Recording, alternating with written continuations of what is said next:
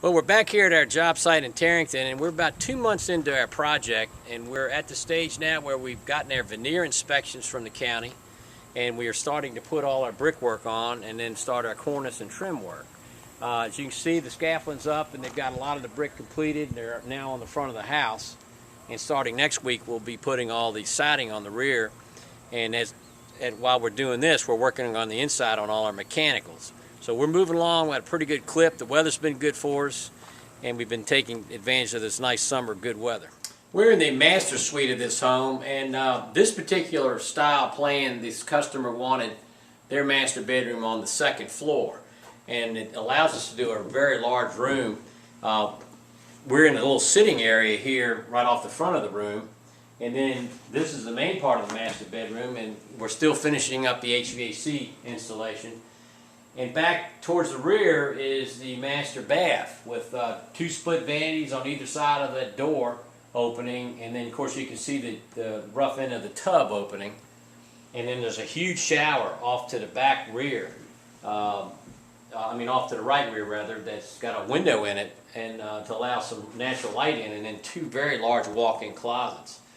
But this is a very large master suite, and we built this house before, and people have really enjoyed the size of these rooms. Wanted to point out a couple things about the rough-in plumbing. We're at the point where we're almost ready to test this, and we'll seal off all the pipes and pressure test them, and then have the county actually come and do an inspection also. And the tubs, they're installed in a rough-in stage at the moment. We put all the diverters and things in at this stage of construction.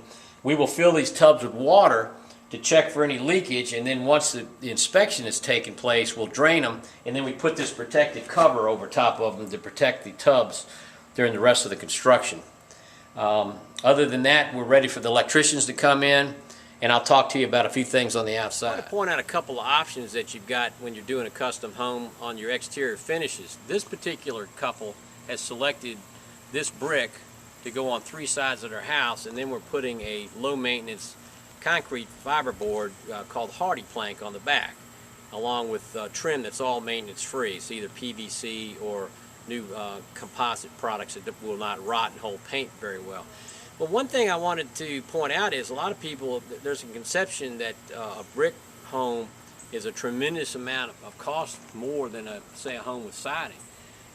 If you're just dealing with the actual siding itself and don't get into real fancy details of window treatments and things that you can do in brick, you're looking about $2 a square foot of surface area cost difference between a sided house done with the Hardy Plank and one done in brick, unless you pick a brick that's very expensive. But most standard bricks are running probably that cost difference in the total construction of the house. Maintenance wise, everything we use on homes these days has very little maintenance. The paint holds up very well on the new products versus what you used to see in years past. And you have options of new stone veneers that you can mix with siding, or you can do brick and siding, or all brick, or whatever. The sky's the limit, and the choice is yours.